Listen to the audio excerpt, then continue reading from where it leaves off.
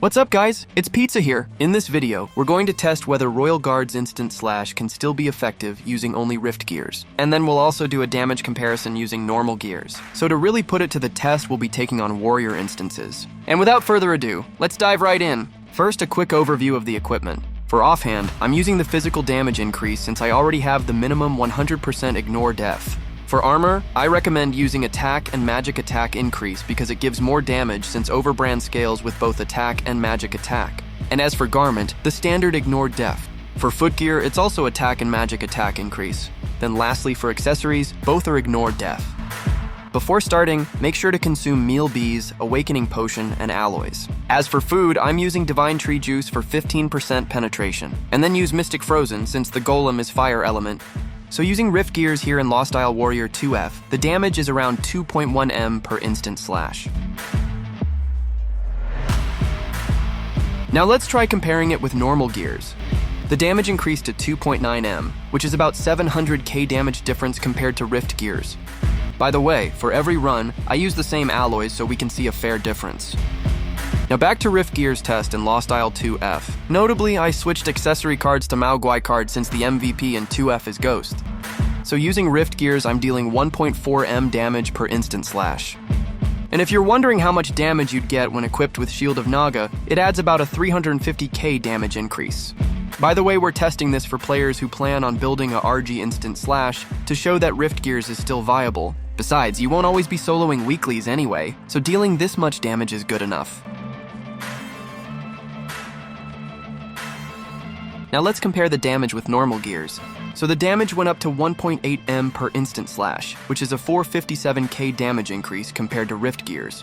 Anyway, Lost Isle and Ponape Museum 2F are relatively easy, especially when partied with Warlock Ghost build. Now let's test Rift gears in Ponape 1F. Notably, I switched offhand card to Lewd, and accessory cards to Scarecrow for bonus damage against undead. And also remember to change to Fire Element, since the dragon is undead. Then I also switched to higher damage alloys because honestly, after several tries, the damage wasn't enough. I always ended up getting petrified. So using Rift gears, I'm dealing 2.9 M damage per instant slash, which is enough damage to finish this instance, especially if you are partied with other players. By the way, the damage to monster cards only works for physical classes. Now let's try with normal gears. The damage increased to 3.8 M per instant slash, so a total of 800k difference.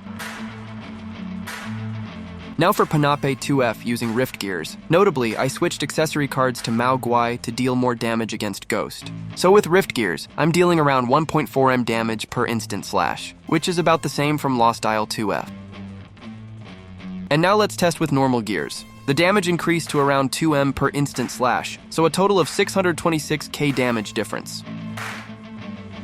And now let's test it in Lost Isle 3F so we can see if Rift gears can really deal enough damage. By the way, I used Rough Wind here to help burst Corrupted Marine Sphere, so we will not die when it explodes. So in Lost Isle 3F, I'm dealing around 1.5 M damage per instant slash while using Rift gears. With this test, I hope to encourage players that it's totally fine to use Rift gears, because sadly a lot of players with Rift gears are having hard time to find party in public runs. My advice is don't rush normal gears since it's expensive. Focus more on contributions for Acer, Master Skills, and most importantly, Handbook deposit. By the way, here's my Handbook depot for reference. Just so you know, I'm only casual spender, so prioritize character progress over costumes and mounts.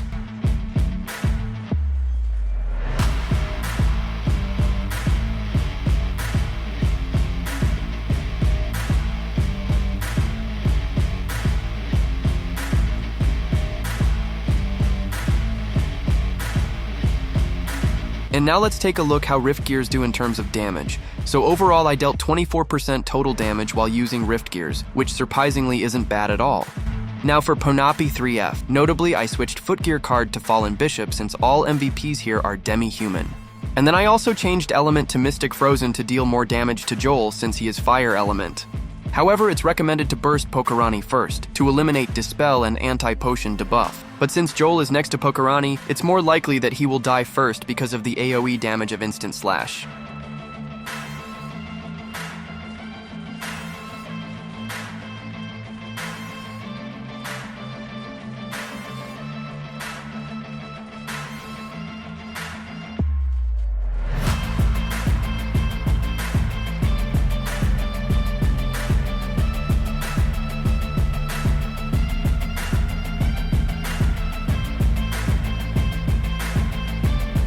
Tip for accessory cards, you can switch to Anaconda card if you want to deal more damage to Nuka since he is poison element. And then for Shadow Chaser or Ranger, you can switch to Ghost Arrow so you can fast kill Kimura. Or if there is Warlock Ghost build in your party, ask them to burst Kimura to eliminate the Meteor skill. So it's important to memorize every instance's mechanics. With the upcoming Legend instances, runs will get even tougher because the MVPs will be more tankier and the number of resurrections will be lower.